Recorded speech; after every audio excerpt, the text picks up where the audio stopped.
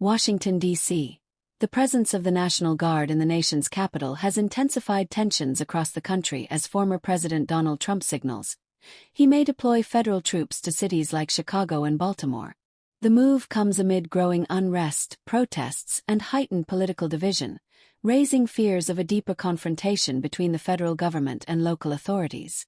In Washington, residents woke up to the sight of National Guard units patrolling key areas, including near the Capitol and prominent landmarks.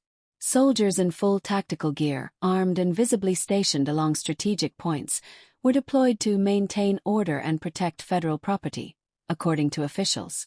This development follows weeks of clashes between protesters, local law enforcement, and sporadic acts of violence in various cities. Trump's warning of troop deployments to Chicago and Baltimore was delivered with characteristic force. He criticized what he called the failure of Democrat-led cities to control crime and unrest, insisting that the federal government would intervene if local leaders did not take stronger action. If these mayors and governors won't protect their citizens, the federal government will, Trump declared in remarks that sparked both support and condemnation. The possibility of sending U.S. troops into Chicago and Baltimore has drawn fierce criticism from civil rights groups, lawmakers, and local officials, who argue that such action risks inflaming tensions rather than easing them.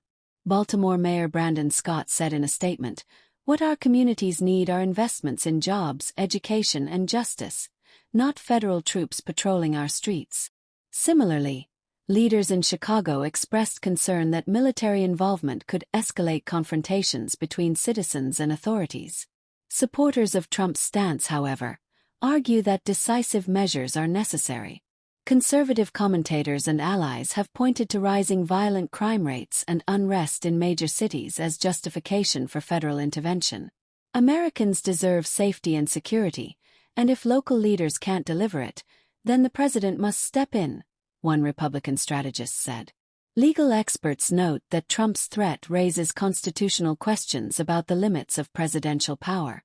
While the Insurrection Act of 1807 allows presidents to deploy troops domestically under certain circumstances, its use remains controversial and historically rare. Past instances, such as the 1992 Los Angeles riots, highlight both the effectiveness and risks of such interventions. For many residents in Washington, the sight of troops on patrol has sparked unease. Some see it as a symbol of strength, while others view it as an alarming militarization of civilian life. Community organizers warn that the growing reliance on military force could set a dangerous precedent for American democracy.